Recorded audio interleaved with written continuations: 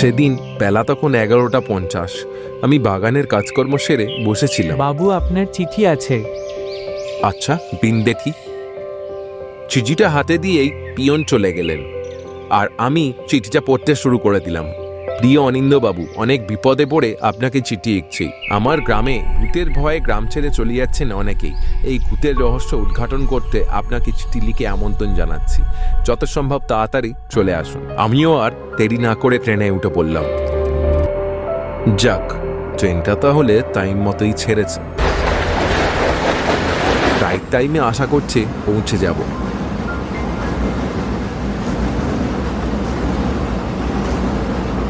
আচ্ছা, লোকটা কি আমাকে চেনে?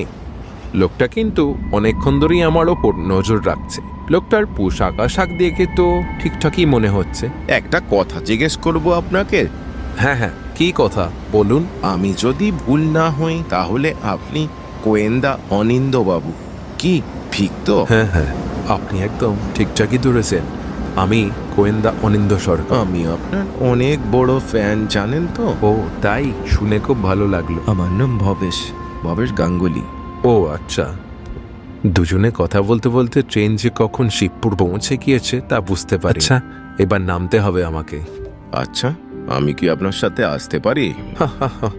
না না, এতে অনেক প্রাণের ঝুঁকি আছে আপনার। আমার কোনো অসুবিধা নেই। ভালোভাবে চিন্তা করে নিন, এরপর কিন্তু ফেরত আসা মুশকিল। আমার ভাবা হয়ে গেছে।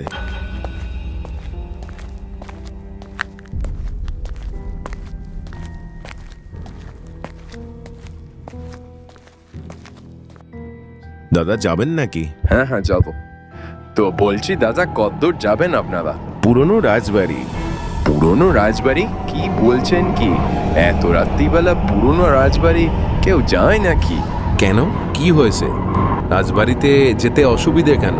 রাজবাড়িতে কি এমন আছে? রাজবাড়ির দিকে রাত্রিবেলা যে যায় সে আর ফেরত আসে না বাবু। ভূত আছে, ভূত। ঠিক আছে, আমাদেরকে রাজবাড়ির সামনে নিয়ে চলো, বেশি টাকা পাবে। আর কিছুটা গেলেই রাজবাড়ি। ওরে বাবা, আর মনে হয় ফিরলাম না।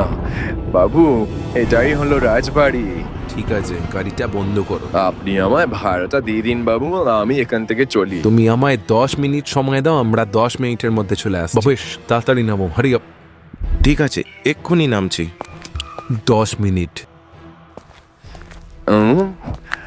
আমার মনে হয় এখানে একা থাকা ঠিক হবে না। না, এদের সাথেই পালাই। ওরে বাবা।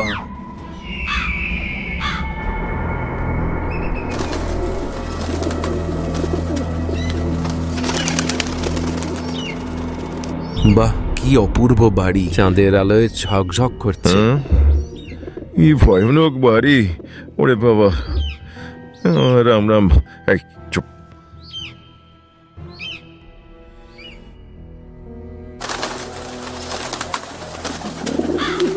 ড্রাইভার, গাড়ি স্টার্ট করো। হয়ে গেছে। বলছি দাদা বাবু, আপনারা এখানে কি করতে এসছেন? ইহুদ ধরতে। আপনারা ভূত ধরেন? হায় হায়, আপনাদের আমি অটোতে বসেছি, এই ভূত আর ছাড়বে না আমাকে। তোমার কিছু হবে না, সামনে যে লোকটা দাঁড়িয়ে আছে ওখানেই অটোটা থামিও। আচ্ছা ঠিক আছে, থামাচ্ছি। আমি আপনার জন্যই অপেক্ষা করছিলাম। আমার আসতে একটু দেরি হয়ে গেল। তাতে কি হয়েছে? আপনারা যে এসেছেন এটাই আমার কাছে অনেক বড়। আপনি বিশ্বাস করতে পারবেন না আমি কত খুশি হয়েছি আপনারা এসেছেন। চলুন চলুন, ভিতরে চলুন। ভিতরে গিয়ে সমস্ত কথা বলা যাবেন। আপনারা অনেক দূর থেকে এসেছেন।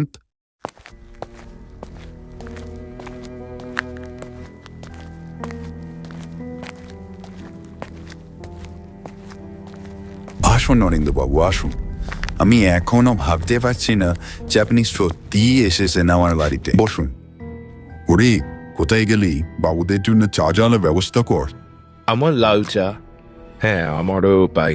হরি, 3টে লাল চা, ঝটপট নিয়ে আসবি। বলছি, আপনাদের আসতে কোনো অসুবিধে হয়নি তো? না না, কোনো অসুবিধা হয়নি। আশপাশ সময় তারা দিয়ে আমি গাছবাড়িতে একবার ঘুরেও এলাম। তাহলে দেখে কি বুঝলেন? ক্রমশ প্রকাশ্যম। আচ্ছা, এই রাজবাড়ির ঘটনাটা কি? কি আছে এই রাজবাড়িতে? হ্যাঁ, সব বলছি আপনাকে। এই রাজবাড়ি আমাদের পূর্বপুরুষদের। একদিন একটি গোপন বই হরি ঘর পরিষ্কার করবার সময় পেয়ে থাকে। সেই বইটাতে লেখা ছিল যে এই রাজবাড়ির মধ্যে অনেক সোনা হীরের সম্পত্তি লুকোনো আছে, কিন্তু যখন সেগুলো খুঁজে বের করবার জন্য লোক রাজবাড়িতে যায় তখন তারা বলে রাজবাড়িতে ভূত আছে। তারপর থেকে কেউ আর রাজবাড়িতে যেতে চায় না। রাত্রিবেলা মাঝে মাঝে রাজবাড়ি থেকে অনেক রকম আওয়াজ পাওয়া যায়, আর যারা ওই রাজবাড়ির ভিতর লুকিয়ে প্রবেশ করবার চেষ্টা করে তাদেরকে ওইখানেই পরের দিন অজ্ঞান অবস্থায় পাওয়া যায়। এরপর ভয়ে অনেকেই গ্রাম ছেড়ে চলে গেছে। আপনার কাছে হাত জোড় করে অনুরোধ করছি, আপনি এই রহস্যের উদ্ঘাটন করুন। আমি এই রহস্যের সমাধান নিশ্চয়ই বের করতে পারবো, আশা রাখছি। এই হলো সেই বই, আপনার কাছে রেখে দিন। ওয়েডেন হরি, তোর চা হলো? কতক্ষণ সময় লাগবে? আর বড়ি একাই সব কাজ করে তো, তাই একটু দেরি হচ্ছে। আমরা কিচ্ছু মনে করিনি, আপনি নিশ্চিন্তে থাকুন। ওই তো হরি এসে গেছে। এই হলো হরি, ও খুব বিশ্বাসী। হরি, দাদাবাবুদের বিছানাপত্রগুলো ভালো করে গুছিয়ে দিয়ে এসো, যেন কোনো অসুবিধে না হয়। আপনি নিশ্চিন্তে থাকুন বাবু, আমি সব পরিষ্কার করে রেখেছি। বাবু, আপনার ব্যাগটা এই বিছানায় রেখে দিলাম, আর যদি কোনো দরকার লাগে আমাকে একটু হাঁক দেবেন। ঠিক আছে, তুমি এখন যাও। আমাদের দরকার লাগলে আমি আবার ডেকে নেব। 1 মিনিট দাঁড়াও, তুমি রাত্রিবেলা কোথায় ঘুমাও? বাবু, আমি তো ওই নিচে বসার ঘরে সোফার ওপরে শুয়ে পড়ি। ঠিক আছে, তুমি যাও এখন।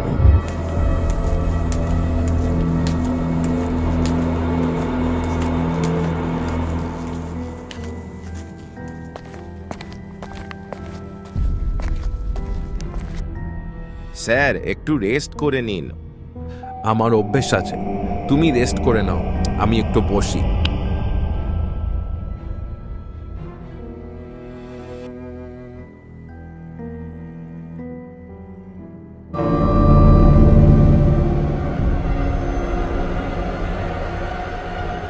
ভবেশ, ওঠো তাড়াতাড়ি, আমাদের বেরোতে হবে। আমি এক্ষুনি রেডি হয়ে নিচ্ছি স্যার।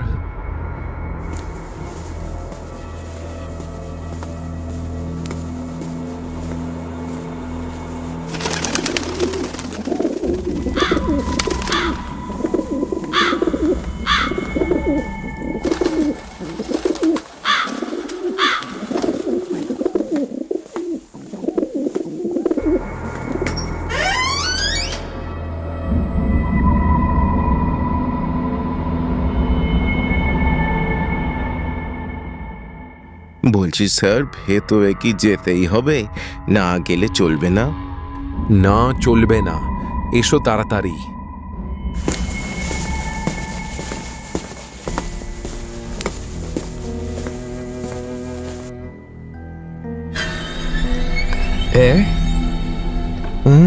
স্যার, এটা কি হচ্ছে স্যার? স্যার, এ তো আলো জ্বলছে নিভছে, এ তো আবার দুলছে স্যার। এটা হাওয়া দিচ্ছে তাই দুলছে। চলো ওদিকে চলো, ওদিকে অনেক কাজ আছে, সময় নষ্ট করলে একদম চলবে না।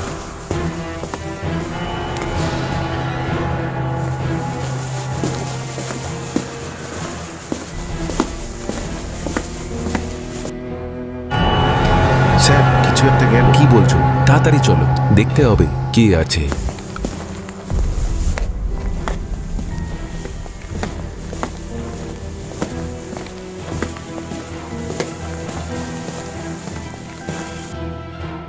স্যার, আমি কিন্তু ভুল দেখিনি, কিছু তো একটা ছিল। ঠিক আছে, তোমার যখন সন্দেহ লাগছে চলো ভালো করে সার্চিং করো, এদিক ওদিক ভালো করে দেখবে।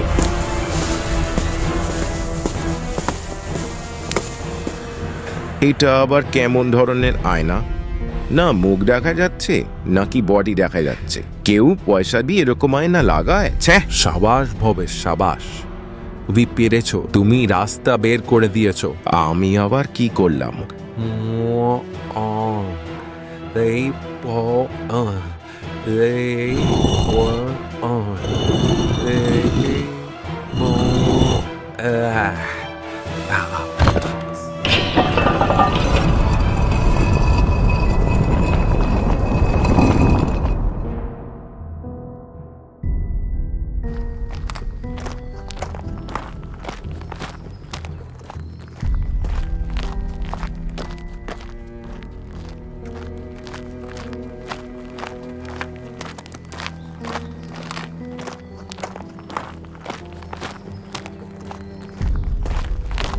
স্যার, এ তো গুপ্তধন, সোনার পাহাড়ের গুপ্তধন।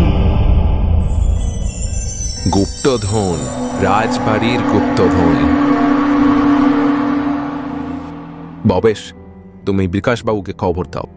আরে মশাই, এত তারা কিসের আপনার? আগে তো আমাদের হিসেবটা বুঝে নি, তারপর না হয় সবাইকে খবর দেবে। এই সমস্ত গুপ্তধন আমাদের, বুঝেছেন? যদি একটিও চালাকি করেছেন গুলি করে দেবো কিন্তু। আমাকে গুলি করলে তোমাদেরই লস হবে, কারণ আরো একটা গুপ্তধন আছে।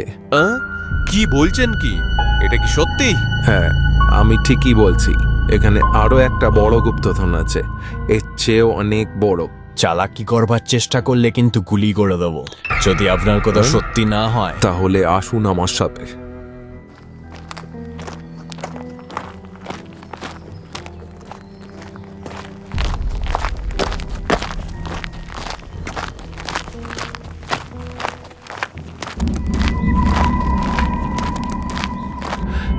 ওই বিশাল দরজা দেখা যাচ্ছে, ওই বিশাল দরজার পিছনেই আছে বিশাল গুপ্তধন। তবে ওই দরজা খোলার উপায় হলো ওই দড়িতে টান দিলে ওই দরজা খুলবে।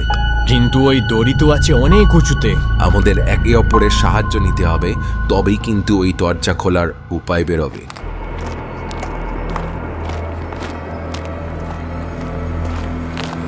এই দড়ি অনেক উঁচুতে আছে, আমরা একে অপরের উপর দাঁড়ালে হাত পেয়ে যাব। এই আল্লাহ!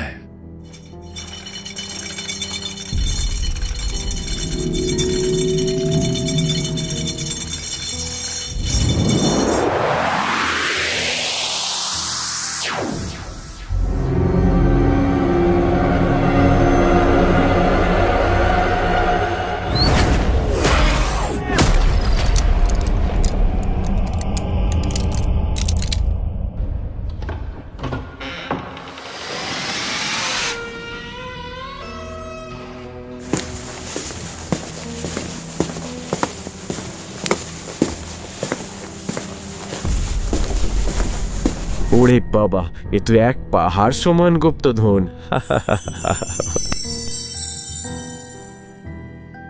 এই সব কিছুই আপনাদের জন্যই সম্ভব হয়েছে। হ্যাঁ, আপনারা বেশ ভালো, বেশ ভালো। তবে এইবার তো আমাকে গুলি করতে হবে, আর তো রাখা যাবে না। এই, তুই আমাকে মারলি, এইবার তোকে আর কেউ বাঁচাতে পারবে না।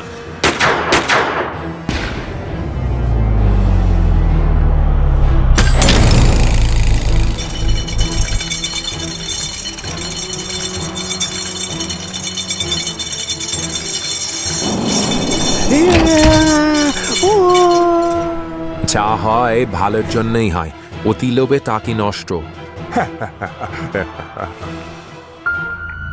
এই চলাও তাড়াতাড়ি। এই কেস আপনি না থাকলে সলভ করা খুব মুশকিল ছিল স্যার। না না, কি যে বলছেন। না আমি একদম ঠিকই বলছি। কিন্তু স্যার, ওখানে হরিকে আমি দেখলাম। হরি কি করেছে? হ্যাঁ, ওটা হরি হলো এদের মেন কালপ্রিট। হরি আমার কাছে সবকিছু স্বীকার করেছে। হ্যাঁ বিকাশবাবু, এটা সত্যি। ওরই আমার কাছেই হাতে নাফে ধরা পড়েছে। সে কি? কিন্তু কিভাবে? গায়ে যখন আমরা বাড়ির মধ্যে প্রবেশ করেছিলাম, তখন একটি কালো ছায়া আমাদেরকে পিছু করছিল। তখনই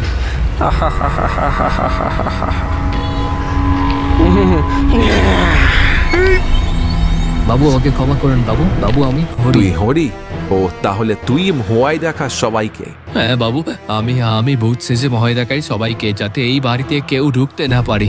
কিন্তু কেন তুই এরম করিস কেন? বাবুর ওই লাল রঙের বইটার কথা আমি জানতাম, তারপর থেকেই ঠিক করেছিলাম যে এই সম্পত্তি আমি হাতিয়ে নেব। তাহলে তার শাস্তি ভোগ করার জন্য তৈরি হয়ে নে।